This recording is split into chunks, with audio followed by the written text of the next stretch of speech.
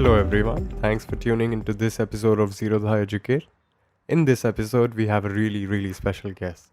We caught up with Mr. Prashant Jain, a market veteran and the first fund manager in India to manage a single fund scheme for over 25 years. Prashant has pretty much seen most of the cycles in the Indian market.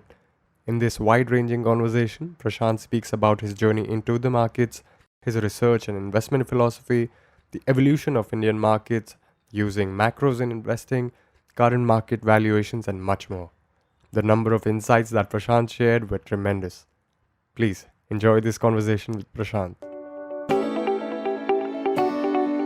Prashant, given the amazing journey you've had in the fund management industry, I wanted to start at the beginning and talk a little about you and how your journey got started. How did you get started in the world of finance? I remember you saying once that you had cleared the civil services examinations. How did that happen? How did you switch to finance then?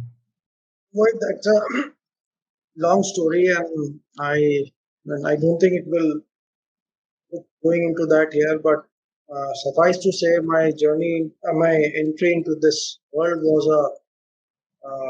an accident, and it is also interesting to note that way back in early 90s, this was equities was not a preferred career. Actually, in many ways, people were worried about being in equities. And I was the last one to join SBI Mutual Fund in my batch. And my senior, he very apologetically said, Son, I'm extremely sorry, but all I can offer you is equity research. So you can imagine that equities was not a preferred option. But of course, times have changed, and I was fortunate that the way markets have evolved and the way this industry has evolved. I think my experience also highlights the role that destiny plays in our lives. Speaking about the role destiny plays, Prashant, I mean, you've been in the fund management industry for 26, 27 years, which is probably my entire existence on this planet. And when you got started, the Indian GDP was about 30 billion in 1994. And it has grown at about 8.5%. Is it all destiny? Did you see this at the beginning of your career? Because your job as a fund manager is largely dependent on the Indian growth story as well. You somewhat bet on it. It's very interesting you ask this question. Way back in campus at IIM Bangalore, me and some of my colleagues used to discuss that India has a great future, and those of us who had decided to make our careers in India, we would jokingly say that khatola yahi bichega, means I am staying put in this country. Of course, demographics and rich in natural resources, skilled manpower, these work to India's advantages. I think what really accelerated things was the balance of payments crisis, which forced reforms onto us. And around the same time, it coincided with the world becoming connected, and that is what unleashed the potential of skilled and cost competitive manpower. And that is because I think software industry, India would not be where we are today without this industry. Today it accounts for almost I think 5% of India's GDP. But software industry has given respectable wages to most educated people, which was not the case in early 90s. So I think this industry has helped the economy grow much faster and bring us where we are today. Also, when you were starting out, the Indian markets were still pretty new, and maybe at that point, electronic trading was just getting started. So, this question is around that. How have you seen the type of companies, the market participants, the general industry, grow and evolve ever since you started your career in it? Mohit, I've been in these markets for now exactly 30 years. Actually, this May I complete 30, and a lot has changed in these 30 years. And those were the times when you wanted to find the price. It would take 10-15 minutes for someone to revert with the price because someone will go to the ring physically and back. I think we have come a very, very long way from those times. I remember people used to struggle filling up the transfer forms, those physical shares, etc. I think information, we used to spend a lot of time those days just gathering information. I have one interesting anecdote. We would go to these, ratiwalas and outside the stock exchange and buy annual reports by the kgs, bring them to office and sort them because even getting annual report was pretty difficult. Then, of course, I think as internet, email, things started getting digitized, information availability became easier as foreign brokerages came into the country, as the corporate governance in India has improved, transparency levels have improved, sell-side research has gone up, quarterly calls, analyst meets. I think today, when I look back, I think the we have an information overload, and it is hard to digest so much information. And at times, I feel that sometimes we lose sight of the core because there is so much information. But as far as the market psychology is concerned, I think the emotions of fear and greed and hope in investors, uh, that remains exactly the information advantage is clearly gone. I think now the advantage will come from your ability to understand a business, to maybe have a better view on the future, and from a, maybe I think thinking longer term will continue to give an edge. So there are many ways to be successful in these. Prashant, since you spoke about how the new edge right now will not be information anymore, it'll be how to analyze a business and how it's working and where it should be valued probably. Let's talk a little about that.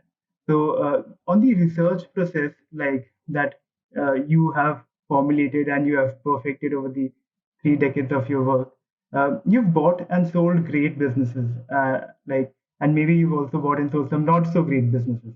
But during this journey, how have you figured what a good business is worth uh, when you're buying it, and how would you summarize your philosophy, your investment philosophy, if you believe in like ascribing labels to it? I think whatever I speak will be for my in my individual capacity because as a firm, uh, I don't think we have a particular style, and the each of the managers have the freedom to construct the portfolios the way they deem fit. I think, and I have made many mistakes, and therefore I am probably a little wiser today. And what I have learned is that sustainability of a business is the key. Sustainability comes from competitive advantages. Of course, as technology is changing, as it impacts almost every business around, you have to be constantly reviewing whether the sustainability is still intact. I think that is the key. The second issue is that you want to be in businesses where the environments are at least reasonable, not great, and you get a fair treatment minority shareholders. This is less of a challenge increasingly, in my opinion. And I think finally, when it comes to investing, it uh, improves your chances of success. You are in growing businesses. But I think there is, and I think up till now, almost most industry participants will agree on these two or three parameters. The difference in investing approach comes from what are your time horizons and uh, how much are you willing to pay for a particular business, particular quality. and with some growth prospects. And there, based on my experience way back in early 91, 92, when I saw a whole lot of permanent damage to wealth, severe damage to wealth, because businesses were overvalued. And with hindsight, it is very easy to say it because markets then were trading almost 40 times.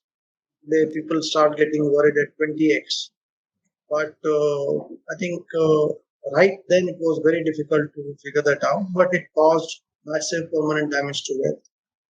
I think that has stayed with me, and I maintain a sharp focus on what do you want to pay. In my experience, a great business need not be a great investment if the price is wrong. I can give you any number of examples, but let me give you one or two examples here. What technology in late 90s, early 2000, it was not a good investment, and even over very long holding periods. And these businesses have grown virtually every single year since then. Because the growth what was implied by the valuations was far more than the actual. I think there is also in investing. I mean, there are two types of risk. One is the business doing badly. Two, the business doing okay, but the growth not being up to the implied valuations, and therefore the investment going badly. I tend to maintain an equal focus on. Prashant, when looking at the valuations of a company, how do you exactly know if a company is overvalued? Is there a like quantitative metric you're using every single time? Is it like a spectrum of things that you're looking at? If you could like elaborate on that. I think Mohit, that's an excellent question, and investing in that's why both considered to be an art and a science. I think we are dealing with uncertainty, we are dealing with future, and even the managements themselves don't know what the growth is likely to be for a business. And I think there are a whole lot of examples where the managements either they were too optimistic or actually they achieved far more than what they thought they. I think it is, and that's what makes this business both challenging and exciting. The way I go around doing it is to build scenarios and assume what is the risk reward in different scenarios. And you also look at what is the implied growth rates and how realistic are those growth rates. And let me give you an example here once again. Technology, IT was about 1% of India's GDP way back in 2000, but it was nearly 40% of India's market cap. And our thought was that those 80, 100% growth rates, there was no way they could sustain. Because if those growth rates had sustained, technology would have become very soon 10, 15% of India's GDP. Keep on growing 100% a year, 80% a year. The moment you do that, your currency would have appreciated extremely fast. So even if dollar revenue grew, profitability would not hold because the country would move to a balance of accounts surplus. I think it was this very simple logic which told you that the implied growth rates, we don't know what actually would happen, but the odds were not supporting that logic. That is how, I mean, there have been few other cases like this, but let me leave it at that. Prashant, this takes us back to the first point that you had mentioned when, like, looking at the business and analyzing it. You said that even though information is readily available right now, there has to be constant analysis of it. So maybe what you were doing at that point was analyzing it to a degree to find that the valuation was not justified. One more thing you had mentioned was that the management plays a very vital role, and you've got to invest in companies with a good management in place. How do you figure that if a management is good or not? I mean, is there like a thumb rule for it? Is there like a way to adjudge it apart from just let's say your opinion on it? I may say on a lighter vein, see, assessing people is extremely tough, and many people realize that once they marry, right? It is not easy, and we go a lot by the track record. But I mean, while people are extremely important, there is no denying that. But I think the importance of the environment also cannot be, because if you look at the technology space, it has created huge number of successful entrepreneurs. It would be wrong to say that all of them suddenly were extremely skilled. I think the environment played an extremely important role. But of course, those who are more competent or a little more lucky, I would say, your approach worked, they have achieved greater success. I would say when it comes to assessing people, it is important, but not at the cost of a difficult environment. And our funds have underperformed for some time because the environment was not conducive to what we were. But to answer your point in brief, it's basically the track record, the actions, the reputation in the marketplace. You go out and check if necessary with the ex-employees, with the dealers, with competitors, peers, regulators. I think that is what is a reasonably good guide. This entire framework, Prashant, that you like guided us through, um, how long did it take for you to like make it? Are you still like tweaking it? Are you still working upon it? I'm sure like all aspiring aspirants, like analysts and fund managers right now, would want to like know this from you. I think I started off very badly, and when we I still remember some of the funds that we still run. First, we lost almost 40-50% of the NAVs in around 94, 95. That is when we realized that the mistake we had done was we invested in less sustainable businesses. The moment the environment became slightly tough, many of these businesses sharply underperformed. But we realized it, we cut our losses, and by and large, since then, we have endeavored not to repeat the mistake. I think we continue to learn. I continue to learn, and the mistakes made in the last few years, again, uh, prove that even after 3 decades, we still make mistakes and there is still scope to learn. The aspiring managers, professionals, I would say that listen to everyone, think about, keep an open mind, be open to ideas, but do what you think is right, and each one should evolve their own styles. Because in my experience, uh, there are many ways to be successful. Mm. Prashant, how do you and your team go about filtering and shortlisting stocks? You mentioned that like each one in your team might have a different method to like filter stocks and like go about analyzing a business. But what is the general process like? Like where would a fund manager start and like what does it go through? Where does it end? How does he make the call? I represent a large fund house, and therefore we have something called our research universe, companies on which we have internal research available, models available. And that number is a fairly large number, around 400 odd companies. These are companies we believe they are above a certain minimum threshold, business quality and management quality, and therefore we believe that is our investment universe. Beyond that, this research on these 400 odd companies is available to the all the portfolio managers. They are free to construct the portfolios in line with the offer documents, the regulations, and I must add that the regulations today define fairly objectively and fairly well the various funds.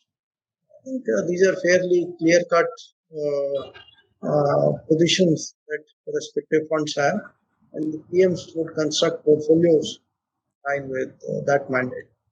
So, Prashant, let's say now that you've gotten this research report with you and you've selected the stocks that you want to be picking for your portfolio for the scheme that you are managing. Once that is done, how do you like put these businesses together in the portfolio? Like the diversification, how much concentration in a company, the weight, the sizing of the bet, essentially. And does the fact that a large number of investors tend to be like retail investors, does that influence how the portfolio is constructed in any way? So, since a large number of investors tend to be retail investors, does that influence the portfolio construction in any way, or that won't change regardless of who the investor is in the scheme? So I guess portfolio construction is would vary from individual to individual. Of course, I mean I'm assuming for the same type of mandate, and I think there are two broad or basic variants here. One is, as you said, the degree of concentration. The second would be how much benchmark risk are you willing to take. Three is, are you seeking value or are you seeking what is currently in favor? And some people would uh, adopt a blend of these two. I think there is nothing right or wrong in this as long as you abide by the regulations. I think it is what the individual portfolio managers think is right and what is their individual preference or liking or style. As far as the question of retail investors is concerned, in my experience, and this is my own opinion, I think it would be wrong to say that retail investors are not long-term investors. Over years, I have seen that India is such a large country and equities is still a relatively young asset class. And therefore, you will find a whole spectrum of investors there. Some who are mature, who understand equities, who are there for the long term, and some who are still, learning the ropes and kind of uh, doing things around. So, I mean, so again, I would come back and say it would be extremely difficult to meet in any portfolio these very different expectations. I would come round and say, let people evolve their own styles, and over time, you will investors would know better what to expect from a particular manager or from a particular style. If there are so many funds, so many styles available, over time, I think investors would choose what is in their best. Prashant, you had mentioned that when you started out, your team had like made a misjudgment and quickly, like you realized what had gone wrong. You did not like you made sure that you did not repeat the same mistake again, at least. So, like, if somebody is making a loss in their portfolio or has made a bad investment in a sector or a stock or just like because of the macro environment, uh, like how do they know when to get out of it? What would that journey be like? Is there a framework around that fund managers generally follow? The frameworks are simple, but putting them into practice is very difficult because when what appears reasonable today might appear unreasonable tomorrow because the business outlook, the environment, the opportunity set may change.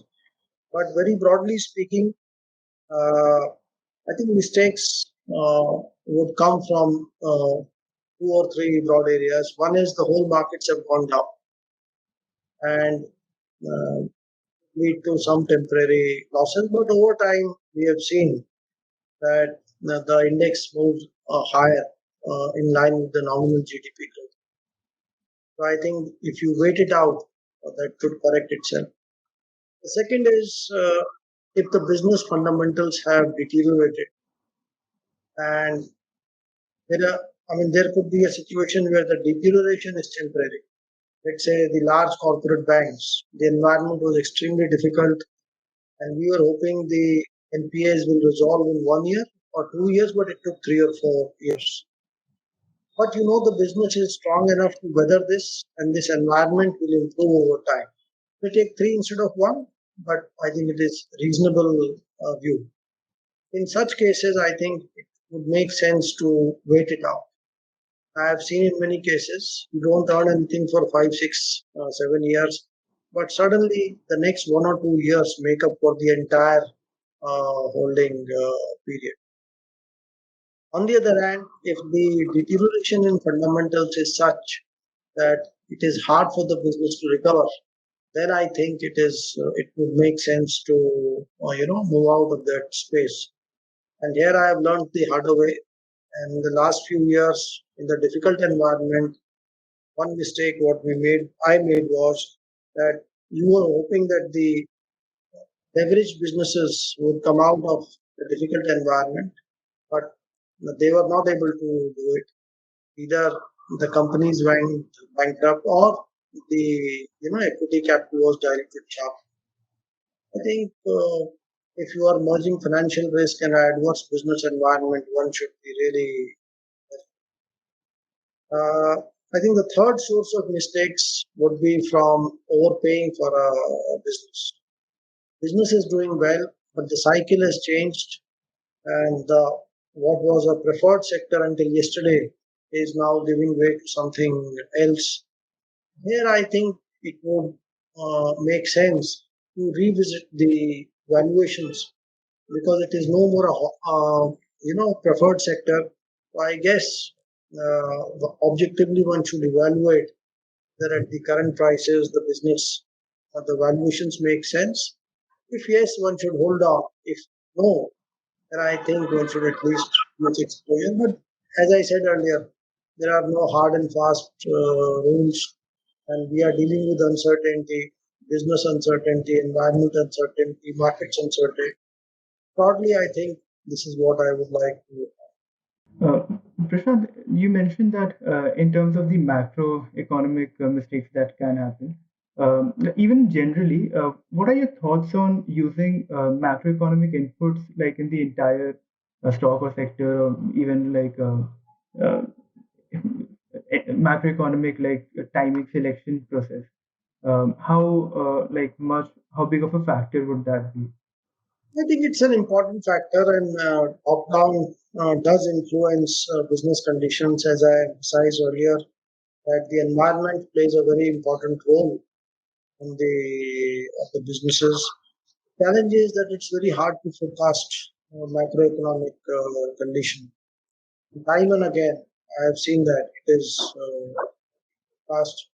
So I think, but I think it is relatively easier to understand the current environment in which one is. That is not good enough at times for investing because the the markets also discount the current environment extremely fast. What is known, the really good opportunities come your way uh, when markets are really pessimistic about some businesses, and that is when you are hoping for some change. I think top down is good to know, but I think one needs to go a little more than that. Well, over time, you must have also seen that most forecasts are uh, very close to the current readings. Like inflation is now moving up, so inflationary forecasts would keep on moving up. But and I'm not complaining here because these are extremely difficult uh, forecasts to make because the number of variables that will go into inflation would be simply too large for anyone to comprehend and put together a reliable framework. asked, the environment is extremely dynamic. The currency is dynamic, global commodities are dynamic, global interest rates are dynamic. I would say, to my mind, at least in my limited understanding, there is some role, but it is not extremely important. Prashant, you spoke about like looking at the macroeconomic data and then figuring out the opportunities. Speaking of the opportunities, do you think that the at least our markets are very shallow in terms of the opportunity set? Everyone, like the mutual funds, PMS schemes, AIF, everybody stick broadly to the top 200, 250 stocks. And isn't that like a very limited pool of companies, in your opinion? I would, Mohit, say, in fact, just the opposite. Compared to the other EMs, and India has one of the most diverse set of sectors and stocks that are listed. I just mentioned to you that we ourselves cover 400 companies. Yes, when 50, 70 companies account for two-thirds of the market cap, some commonality in portfolios is inevitable, and that's how the benchmarks are also. I would say India offers a very wide gamut of sectors, companies, and market capitalizations to invest in. And to that extent, it is a very exciting and a very challenging place to make a career in. Prashant, adding to that opportunity set question, so since like a new company to invest in would generally come via the way of an IPO, in the like past 5, 10 years, if you take away the recent spurt in IPOs, there haven't been like a lot of noteworthy IPOs that have come our way. Now, do you think the markets are growing at an acceptable pace or have been growing at an acceptable pace? And if not, then what do you think needs to be done to push more homegrown companies to IPO? What you are saying is, I don't think I would agree entirely with that. And I'm again saying from memory, late 90s, early 2000s, I think our research coverage used to be around 140 companies. And today we are at 400 companies. We have seen a reasonably steady growth there. And the listing, more listings are a function of how well the economy is doing and how well the capital markets are doing. And when would an entrepreneur want to list? Either when you need capital or when the valuations are attractive for someone to dilute. I think, and this is an ongoing process. I'm quite happy. I'm quite satisfied pace with which we have evolved, and I think the future is actually much better because one, globally interest rates are extremely low. That means that we should continue to be fairly large recipients of capital, and given the venture funding that is available nowadays, I think a large number of startups will evolve, and some or many of these will eventually list. I think the second set of opportunity is coming from the being a part of the manufacturing supply chain. China, as we know, the manufacturing supply chain is shifting steadily out of China. India, I think, is extremely well placed to get a good share of that. The government is firmly behind making this happen, and this whole PLI scheme, I think, is extremely important step in that direction. This opportunity is so large that it can pull up India's GDP growth rates by 1 to 2%. So I think going forward, to summarize, we should continue to see new companies come into the markets, both in the service and in the manufacturing. Prashant, you mentioned that you see a growth in GDP of 1 to 2%.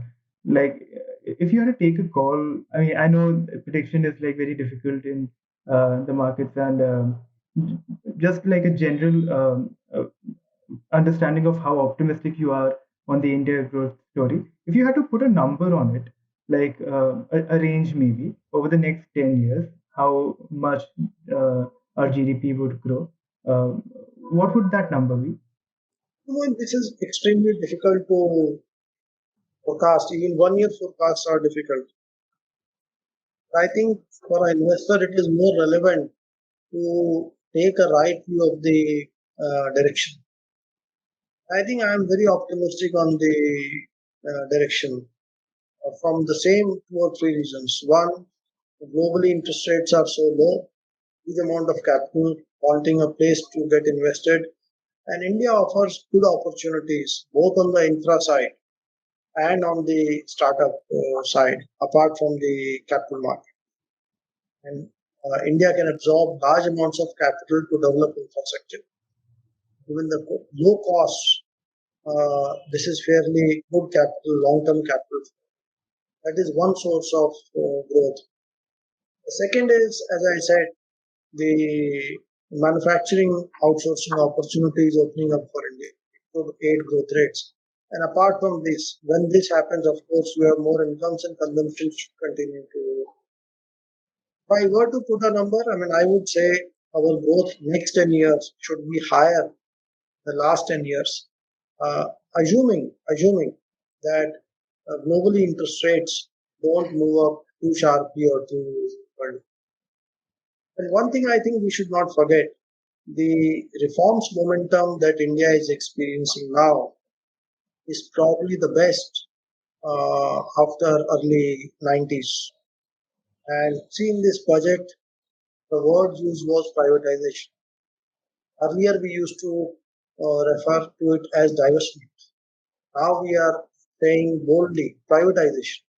I think in that one word, it tells you a lot for those who are able to read into it, the focus on reforms. And I think it is extremely timely because the external environment, both the manufacturing opportunity and the low cost of capital, is very conducive.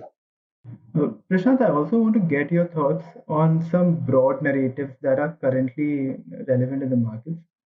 You spoke about how the entire like valuation of the IT space was very expensive in the late 90s, early 2000s, and uh, like j- around that mostly. Right now, there's this narrative of quality at any price, and a lot of people are getting on that bandwagon right now. Some people think that certain good quality companies will always trade at very high premium multiples, and maybe for the past few years they have been. At like what point do you like take a step back and relook at what's happening? Is there some guidance you could like throw on this space at this current moment? Point one, I think whenever a stock trades, there is a buyer and there is a seller. Behind every trade, there is a buyer and there is a seller. The information available with both of them is the same. The environment is the same, the price is the same, the time is also the same. The only difference is the view, what you take of the investment and of the future. I think stock markets thrive on diversity of opinion, and I'm saying this to emphasize that whatever I say is my opinion, and when uh, I don't know whether only time will say whether it is right or wrong. With that disclaimer, to my mind, as I have said earlier, a good company could turn out to be not a good investment at the price. And I also observed that most excesses, rather every excess, has been created when the majority thinks alike. The majority is seldom right in stock market. Of course, it takes time for the majority to be proved wrong, but eventually If that opinion was wrong, then the majority will be wrong, and that I think is a very basic difference between elections and stock market. And IT industry, we have discussed that how the majority was wrong, not just on what they bought, but also on what they sold. Because between 2000 to 2007, the entire old economy delivered phenomenal returns, and they were the most hated sectors in early around 2007-8. Infra companies, real estate companies, NBFCs were the most favored, and you know what happened subsequent time. You may find this hard to believe given the today's environment. The consumer companies, which people today say are quality at any price, it's a good investment, they were not the preferred investment because the environment was quite different. The pharma companies were not very. I think the long term, and the definition of long term in markets is longer than the investment horizons of most investors or the time for which we can bear pain. The markets long term is longer than that. But over long term, I think markets are perfect and prices will move towards eventually uh, what they what are the right prices. I must also add that the current extremely low costs of capital support quite high multiples for businesses in which you are confident of growth for many years. So one risk to that approach also, apart from the growth rates, one risk also is the any potential increase in the cost of capital. So the moment you are buying a business at 50, 70, 100 P multiple, cost of capital moves up by 1 or 2%, it can be quite difficult for that investment. There is one more issue here, and that is unique to India. If the multiples are high and backed by decent growth, is justifiable because over time, when you may buy a 50p, 70p company, if the growth is healthy enough over time, that multiples look reasonable. India, the challenge is that, and I think this is more applicable for the consumer-oriented companies. These are not technology companies. They are growing at fairly modest growth rates.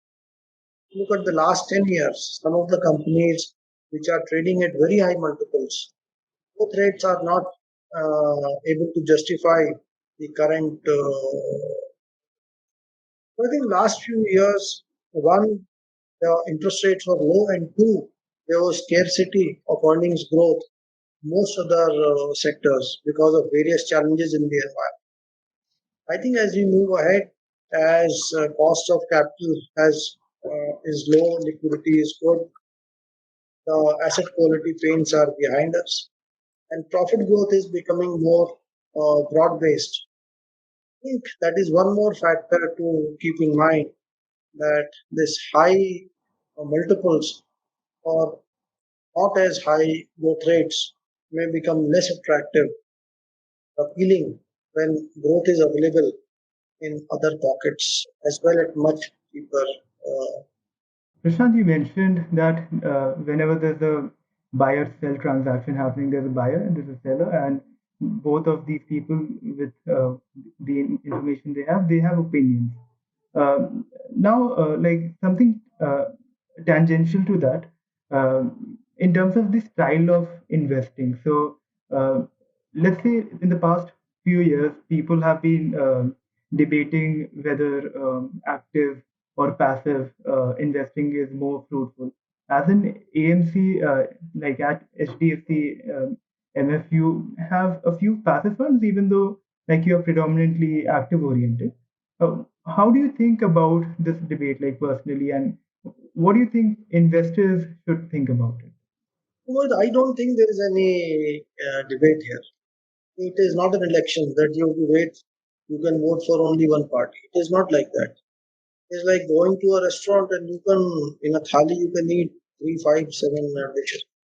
So I think there is space for both. The real issue here, I think, is the extremely low ownership of equities in the Indian households' balance sheets. And I think that's the real opportunity here. And the, uh, uh, but it's a fact that in the last few years, many active managers have struggled against the benchmark. The reason for that is not hard to seek. If you look at the returns of Nifty in calendar 18, 19, and 20. Just five stocks each year delivered between 80 to 140% of the Nifty returns in each of these 3 years. Mutual fund portfolios, by definition, are far broad based, and therefore, this was an environment which was not conducive for the active manager. As markets become more broad based, I think active managers should be able to improve their performance. But I think the only time will tell whether actives are able to outperform and if they are able to, how many and with what degree. But in the meanwhile, I think investors can invest where they feel like, and I think the gap between active and passive, even if a fund does not do well, how much is it? It is quite small compared to the difference between equities as an asset class and bonds, for example. I think the real issue, the real debate is to encourage investors to improve their asset allocation towards equities based on their individual risk appetite. So I don't look upon this as a debate at all. If actives outperform, they will grow. If they don't, they will grow less or maybe not grow. Who knows? Only time will answer. Prashant, another major worry right at this point, and we've spoken about this briefly, is valuations. And by some measure, people seem to think that the Indian markets right now might be overvalued. Global markets, particularly the US, might, like to some people, seem to be in a bubble as well. Um, so there are some global inflation worries and maybe domestic as well. How do you think about this at the moment? And do you think that these broad measures are somewhat misleading?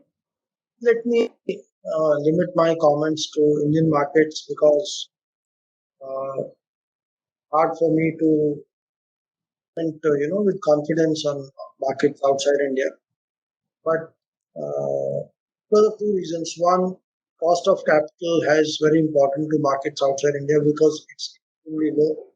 And two, the technology companies which have done well and are responsible for the aggregate valuations outside, it is hard to take a view how long, how much they can, and whether new tax rates or new regulations could affect them. So let me not get into that. I think coming to Indian markets, these markets to my mind are fairly valued. And I'm not saying fairly valued to avoid answering it. I genuinely believe they are close to fair value. If you look at the last 10-15 year returns of the Nifty is around 10-11% CAGR. That is in line with the nominal GDP growth rates. That tells you that markets have not delivered excessive returns. And it is not that they have delivered mid single digit returns also. Look at market cap to GDP again. The current market cap to GDP is near long term averages last 10-15 years. I think some people they get a sense markets are expensive because they are looking at trailing PE multiple.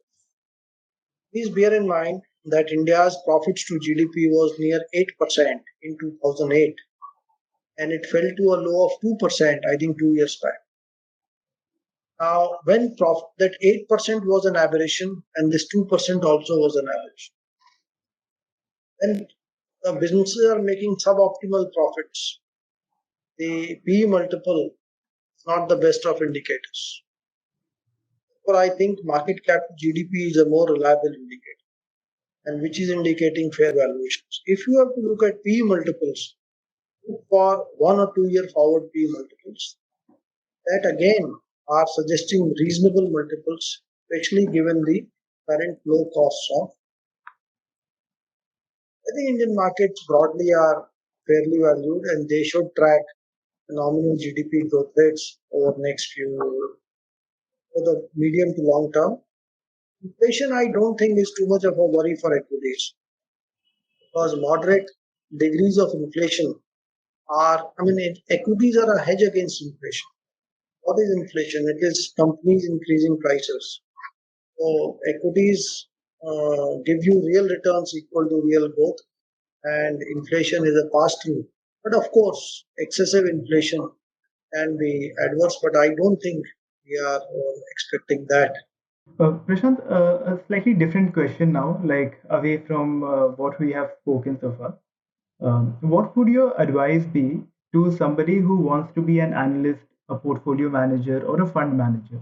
It is, I think this career uh, as I mentioned to you, I came into this as an accident. I had absolutely no prior knowledge or anything.